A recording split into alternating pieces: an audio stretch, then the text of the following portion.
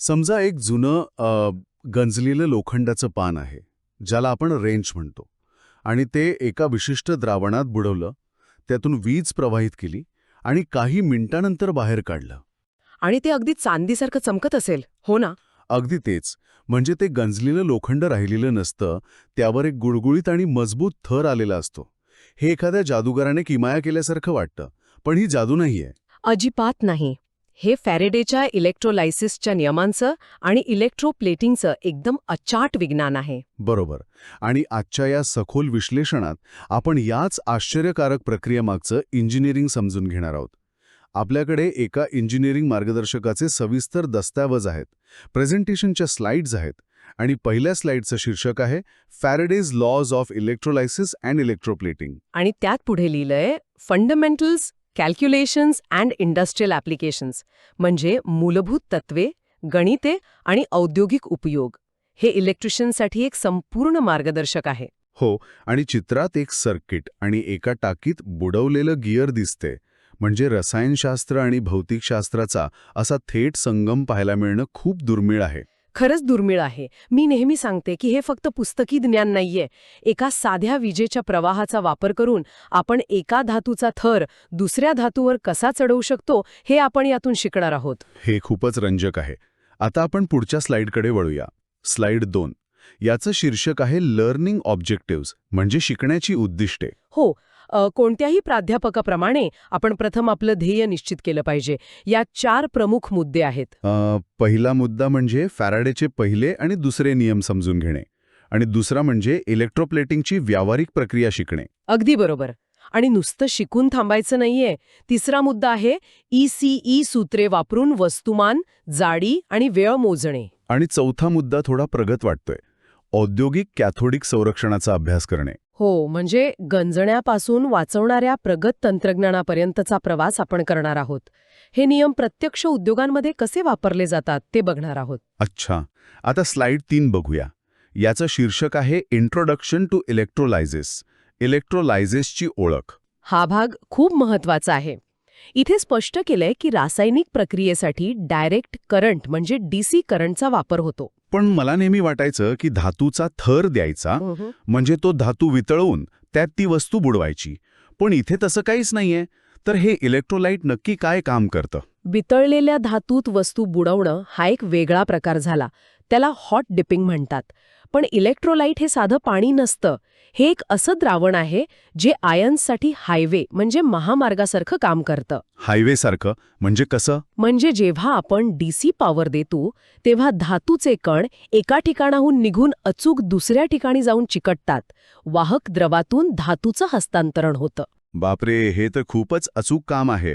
आणि या स्लाइडवर याचे 5 मुख्य उपयोग दिले आहेत: इलेक्ट्रोप्लेटिंग, इलेक्ट्रोरिफायनिंग, कॅपॅसिटर, इलेक्ट्रोटायपिंग आणि धातू काढणे. हो, आणि यातलं इलेक्ट्रोरिफायनिंग म्हणजे अशुद्ध धातू शुद्ध करण्यासाठी हे तंत्रज्ञान अत्यंत महत्वाचं आहे. हे सगळं ऐकायला खूप छान वाटतंय, पण जेव्हा मी यातील गणिताकडे पाहतो तेव्हा थोडी भीती वाटते. आता स्लाइड 4 कडे वळूया. घाबरण्यासारखं काही नाहीये. स्लाइड 4चं शीर्षक आहे Faraday's first law and verification, फॅरेडेचा पहिला नियम आणि पडताळणी. इथे एक सूत्र दिलंय, M = Z × I × T, आणि म्हटलंय की जमा झालेलं वस्तुमान विद्युत प्रवाह आणि वेळेच्या समप्रमाणात असते. हो, या सूत्राचा सखोल विश्लेषण करूया. M म्हणजे मास किंवा वस्तुमान, I म्हणजे करंट आणि T म्हणजे वेळ, जी नेहमी सेकंदात असते. म्हणजे जर आपण विद्युत प्रवाह किंवा वेळ दुप्पट केली तर वाढलेलं वजनही दुप्पट होतं असं म्हणायचंय का? अगदी तेच. जेवढी जास्त वीज आणि जेवढा जास्त वेळ दिला जाईल तेवढा जाड थर जमा होईल. हे एकदम रेषीय समीकरण आहे ज्याला इलेक्ट्रोकेमिकल सममूल्य किंवा ECE म्हणतात. हा नियम आपल्याला सांगतो की रासायनिक प्रक्रियेवर आपला पूर्ण गणितात्मक ताबा असू शकतो. अच्छा, आता माझ्या लक्षात आलं. आता आपण पुढची स्लाइड बघूया. स्लाइड 5. शीर्षक आहे Faraday's second law and verification, फॅरेडेचा दुसरा नियम आणि पडताळणी. हा नियम एका सुंदर प्रयोगातून समजतो. इथे सूत्र आहे M1 M2 = W1 W2. आणि इथे लिहिलंय की जेव्हा समान विद्युत प्रवाह समान वेळेसाठी वाहतो तेव्हा जमा झालेले वस्तुमान रासायनिक सममूल्यांच्या समप्रमाणात असते. हो, म्हणजे जर आपण तांबे आणि चांदी यांच्या 2 स्वतंत्र टाक्या जोडल्या आणि दोन्हीमधून अगदी समान वीज समान वेळेसाठी पाठवली तरीही जमा होणारं वजन वेगवेगळं असतं. एक सेकंद, असं कसं होईल? जर वीज समान आहे आणि वेळ पण समान आहे तर वजन वेगळं का भरणार? कारण प्रत्येक धातूची स्वतःची एक रासायनिक ओळख असते. याला केमिकल इक्विव्हॅलंट म्हणतात. म्हणजे प्रत्येक धातूचा जणू एक स्वतःचा DNA असल्यासारखा एक आहे. अगदी तंतोतंत. चांदीचं सममूल्य जास्त असल्यामुळे समान वीज असूनही चांदीचं वजन जास्त जमा होईल. उदाहरणात कॉपर आणि सिल्वरची तुलना केली आहे 31.5 आणि 108. अच्छा. आता हा Z किंवा EC बद्दलची माहिती पुढच्या स्लाइडमध्ये आहे. स्लाइड 6. इलेक्ट्रोकेमिकल इक्विव्हॅलंट्स EC, इलेक्ट्रोकेमिकल सममूल्य. हो, इथे व्याख्या दिली आहे. ECE म्हणजे एका कुलम विजेमुळे जमा झालेल्या पदार्थाचे वस्तुमान. मिलीग्राम प्रति कुलम्बमध्ये. आणि 1 कुलम म्हणजे काय? 1 कुलम म्हणजे 1 अँपिअर वीज जेव्हा 1 सेकंदासाठी वाहते तेव्हा त्याला 1 कुलम म्हणतात. अच्छा. इथे एका तक्त्यामध्ये हायड्रोजन 0.01045, ॲल्युमिनियम 0.0936, कॉपर 0.3293, सिल्वर 1.118 आणि झिंकच्या किमती दिल्या आहेत. हो, प्राध्यापक म्हणून मी नेहमी सांगते की हा तक्ता नीट पाहायला हवा. सिल्वरचा म्हणजे चांदीचा आकडा पहा, 1.118 आहे. हो, हायड्रोजनच्या तुलनेत हे खूप मोठं आहे. अगदी बरोबर. इंजिनियर्सना अचूक डिझाईन करण्यासाठी या तक्त्यातील आकड्यांची नितांत आवश्यकता असते. आता गणिताकडून आपण प्रत्यक्ष उपयोगाकडे जाऊया. स्लाइड 7. शीर्षक आहे व्हॉट इज इलेक्ट्रोप्लेटिंग. इलेक्ट्रोप्लेटिंग म्हणजे काय?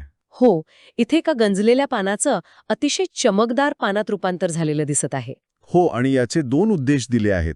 पहिलं म्हणजे आकर्षक स्वरूप, जसं की दागिन्यांवर सोन्याचा लेप, आणि दुसरं म्हणजे गंजण्यापासून संरक्षण, जसं की निकेल किंवा क्रोमियम प्लेटिंग. हे अर्थशास्त्राच्या दृष्टीने खूप महत्वाचं आहे. तळाशी दिलेली ओळख खूप महत्वाची आहे.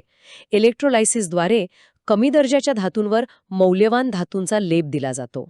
आपण संपूर्ण सोन्याचा दागिना किंवा संपूर्ण क्रोमियमचा हत्यार का नाही बनवत? कारण ते खूप महाग आणि कमकुवत होईल. सोने मऊ असतं आणि क्रोमियम ठिसूळ असतं. म्हणून आपण आतून मजबूत पण स्वस्त धातू वापरतो आणि बाहेरून मौल्यवान धातूचं कव्हर देतो. क्या बात आहे. Best of both worlds. आता स्लाइड 8. 4 conditions for electroplating. इलेक्ट्रोप्लेटिंगच्या 4 अटी. हो, जर या 4 पैकी एकही अट मोडली तर प्रक्रिया फसते. पहिली अट आहे पृष्ठभाग रासायनिकदृष्ट्या स्वच्छ असावा. म्हणजे फक्त धूळ नसून त्यावर काहीच डाग नसावा असं का? हो, अगदी बोटाच्या घामाचा डाग पण नसावा. नाहीतर हा लेप काही दिवसांतच पापुद्रे बनून गळून पडेल. बापरे. दुसरी अट आहे वस्तू नेहमी कॅथोड म्हणजे ऋण असावी. कारण सकारात्मक धातूचे आयन्स नेहमी नकारात्मक बाजूकडे आकर्षित होतात. आणि तिसरी अट आहे घन धातू नेहमी ॲनोड म्हणजे धन असावा. आणि चौथी अट आहे इलेक्ट्रोलाइटमध्ये त्याच धातूचे द्रावण असावे. बरोबर. पण जर कोणी चुकून वस्तूला ॲनोड लावलं तर काय होईल माहितीये? काय होईल? वस्तूचाच लेप उतरून ती विरघळायला सुरुवात होईल. बापरे, म्हणजे अख्खी वस्तूच नष्ट होईल. हे खूपच काळजीपूर्वक करावं लागतं. आता हे प्रत्यक्षात कारखान्यात कसं दिसतं ते स्लाइड 9 मध्ये दिलंय. हो, स्लाइड 9चा शीर्षक आहे दी इलेक्ट्रोप्लेटिंग व्हॅट सेटअप. इलेक्ट्रोप्लेटिंग व्हॅटची मांडणी. इथे एका मोठ्या सिमेंटच्या टाकीचं चित्र आहे. तांब्याचे बसबार लटकवलेला ॲनोड आणि कॅथोड म्हणजे ब्रेक डिस्क दिसत आहे. पण टाकी सिमेंटचीच का? इंजिनिअरिंगच्या दृष्टिकोनातून ही मांडणी अप्रतिम आहे. टाकी लाकडी किंवा सिमेंटचीच असणं गरजेचं आहे, कारण ती विजेची सुवाहक असू नये. अच्छा, म्हणजे धातूची टाकी असेल तर वीज द्रावणातून न जाता थेट टाकीतून जाईल आणि शॉर्ट सर्किट होईल. अगदी तसंच.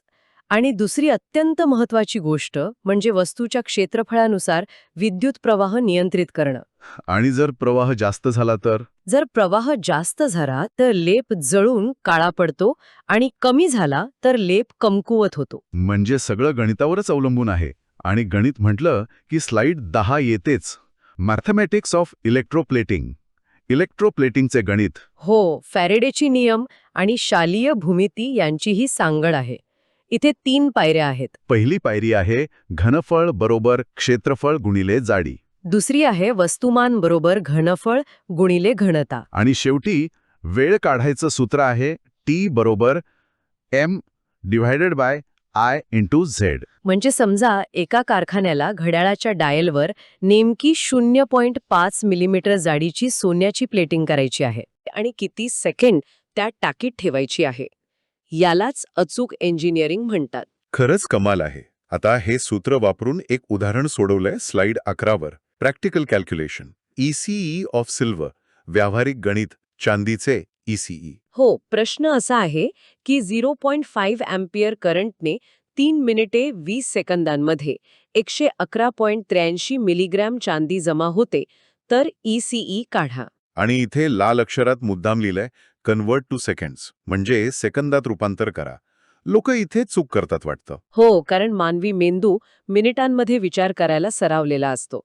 3 मिनिटे 20 सेकंड म्हणजेच 200 सेकंड हे घेणं खूप महत्वाचं आहे. मग सूत्र Z बरोबर MI गुणिले T मध्ये किमती टाकायच्या.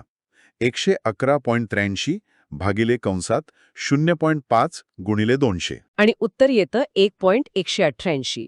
लक्षात घे, हेच उत्तर आपण स्लाइड 6च्या तक्त्यात पाहिलं होतं. बापरे, सिद्धांत आणि प्रात्यक्षिक कसं जुळतं याचं हे उत्तम उदाहरण आहे. आता या सगळ्यासाठी वीज कुठून येते हा माझा पुढचा प्रश्न होता. त्याचं उत्तर स्लाइड 12वर आहे. Power supply, the shunt dynamo. वीज पुरवठा शंट डायनॅमो. इथे मोठी चेतावणी आहे. लो व्होल्टेज DC ओनली, 1 ते 16 व्होल्ट्स. म्हणजे घरगुती वीज इथे चालत नाही का? अजिबात नाही. पहिली गोष्ट म्हणजे घरातील वीज AC असते आणि आपल्याला अतिशय स्थिर DC वीज लागते. पण व्होल्टेज कमी का ठेवतात? कारण व्होल्टेज जास्त असल्यास द्रावण उकडू शकतं किंवा शॉकचा मोठा धोका असतो.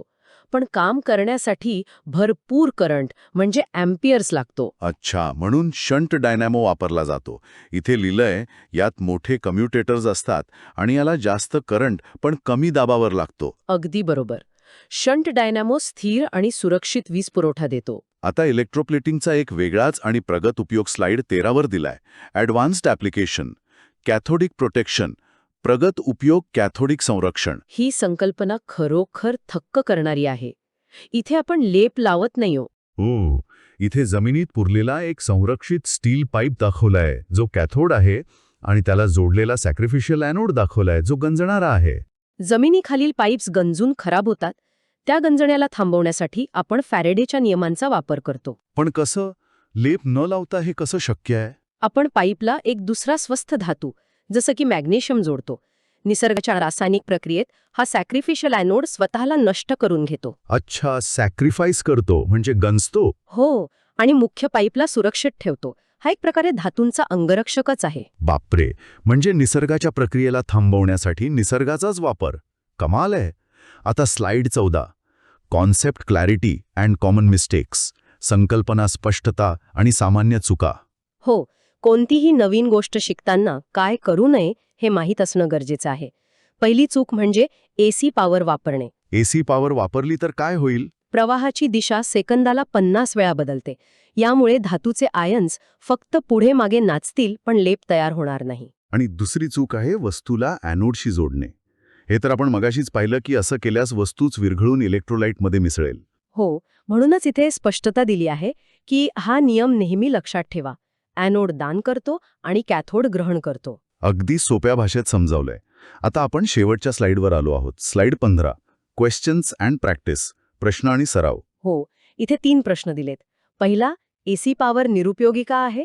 दुसरा, सॅक्रिफिशियल ॲनोडची भूमिका स्पष्ट करा. आणि तिसरा गणिताचा प्रश्न आहे. 2 अँपिअर करंट 10 मिनिटांसाठी वाहत असेल तर तांब्याचे वस्तुमान काढा. आणि झेडची किंमत 0.329 दिली आहे. आपण आज जेवढं सखोल विश्लेषण केलंय त्यावर आधारित कोणीही हे प्रश्न सहज सोडवू शकेल. हो, पण विशेषतः गणिताच्या प्रश्नात 10 मिनिटांचे 600 सेकंड करायला विसरायचं नाही. M = Z × I × T हे सूत्र वापरून. अगदी बरोबर. सेकंदात रूपांतरण करणं सर्वात महत्वाचं आहे. तर आज आपण एका साध्या प्रेझेंटेशनमधून भौतिकशास्त्र, गणित आणि उद्योग विश्वातील अनेक गुपिते उलगडली. हो, आणि जाता जाता एका गोष्टीचा नक्की विचार करायला हवा. कोणत्या? रोजच्या आयुष्यात आपण गंजलेलं लोखंड आणि चकचकीत वाहने किंवा दागिने पाहतो, पण त्यामागे अणूंच्या स्तरावर चाललेलं हे विजेचं युद्ध आपल्याला कधीच दिसत नाही. अगदी खरंय. आपल्या आजूबाजूला असलेल्या किती गोष्टी या फॅराडेच्या नियमांमुळे सुरक्षित आणि सुंदर आहेत याचा नक्की विचार करा. पुन्हा भेटूया पुढच्या विश्लेषणात. तोपर्यंत विचार करत राहा आणि नवीन गोष्टी शिकत राहा.